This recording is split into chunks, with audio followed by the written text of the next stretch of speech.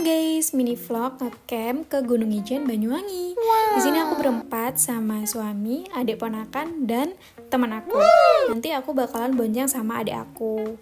Dan kita tuh bagi tugas, aku sama adik aku cari dokter atau klinik yang buka, sedangkan suami aku sama temennya ngambil alat camp yang kita sewa. Dan tiba-tiba malam aja, padahal ini masih sampai di kota, belum naik ya kan.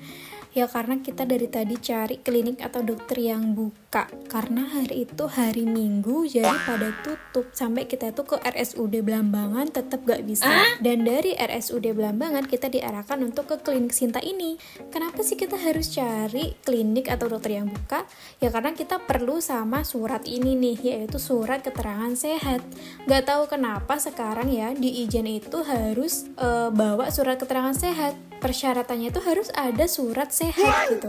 Ini kita udah selesai ya. Aku udah buat surat keterangan sehat dan suami aku udah ngambil alat campnya. Jadi kita langsung berangkat.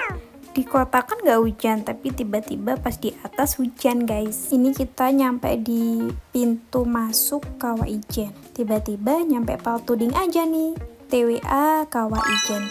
Maaf banget tadi pas perjalanan naik kita itu nggak sempat nge-record karena posisinya gelap banget, terus hujan gerimis. Jadi kan takut ya, mana takut jalanannya gelap, mana takut HP-nya tuh basah. Jadi ya udah gak sempat nge-record gitu kan. Kita berdoa aja ya kan biar selamat sampai tujuan. Dan alhamdulillah kita udah nyampe atas. Ternyata di atas itu nggak hujan guys. Di sini kita langsung diriin tenda guys. Tapi jujur li, dari kita berempat gak ada satupun yang tahu caranya diriin tenda. Sama aja kayak ponakan aku nih, padahal masih sekolah tapi dia nggak bisa diriin tenda. Alhasil kita itu dibantu sama bapak-bapak asongan, maksudnya bapak-bapak yang jualan kayak alat-alatnya buat muncak gitu loh. Jadi kita tuh dibantuin sama bapak-bapak itu, tapi sambil dimarah-marahin gitu loh guys. Kalian tahu gak sih kayak, kalian ini ya masih muda, tapi kenapa gak bisa diriin tenda? Kayak gitulah intinya. Tapi untungnya ada bapak-bapak itu dan kita berhasil diriin tenda. Terus selesai itu, ini kita lagi santai kawan, kan?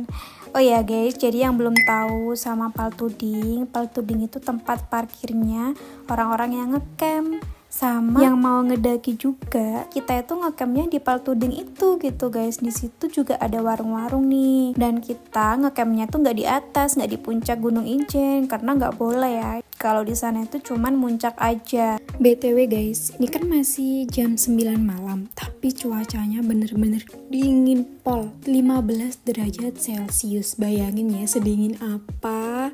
Makanya kita itu ke warung buat makan sambil minum teh panas. Ya kita salah juga sih, karena kita pesennya itu nasi goreng.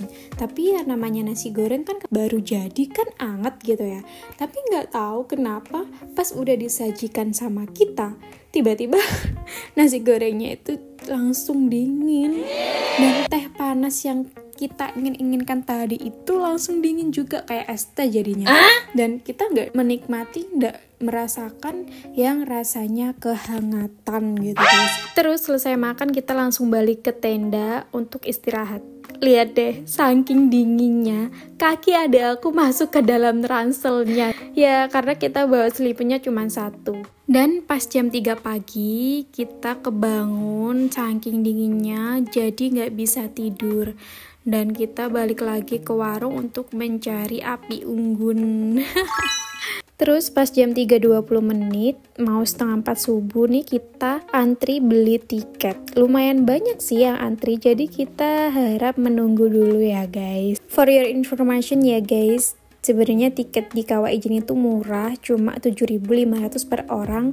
Jadi kalau 2 orang kan 15.000. Yang bikin mahal itu surat sehatnya tadi. Soalnya harganya beda-beda ya. Ada yang 25.000, ada yang 35.000 sampai 40.000 ada. Jadi ya tergantung kliniknya juga sih. Oke guys, jadi ini aku udah mulai naik. Kita udah mulai perjalanan ke puncak. Ini tuh dimulai sekitar jam 3.45 menit. Yaps, jadi jam 4 subuh kurang 15 menit. Ini kita udah menuju pos 2. Jadi nanti kita tuh kalau di setiap pos, kalau kita udah nemuin posnya, kita selalu berhenti.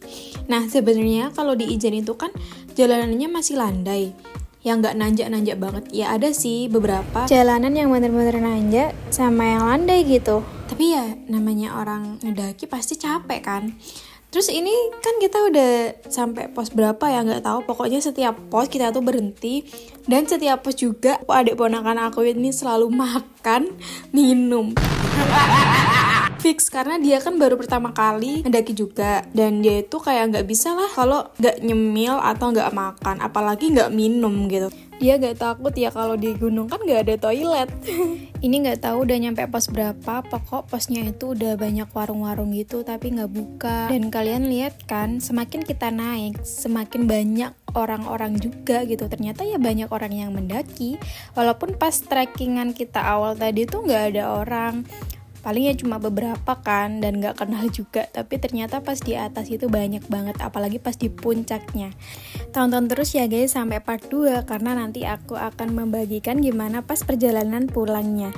Lihat, kita udah sampai guys, Masya Allah, cantik banget. Kita tuh kan nyampenya jam 5 pagi ya, berarti perjalanannya itu kurang lebih 1 jaman untuk menuju ke puncak. Kalau menurut aku sih ya jam 4 sampai jam 5 itu udah worth it ya. Pemandangannya tuh masih bagus, dan bawah IJ-nya itu ya udah terlihat. Cuman kita kan gak dapet blue fire ya. Tapi kalau kalian mau dapet blue fire, disarankan naiknya lebih awal lagi, sekitar jam 12 atau jam 1 pagi gitu kan. Jadi kalian bisa dapat blue fire. Oke guys, segitu dulu mini vlog aku kali ini.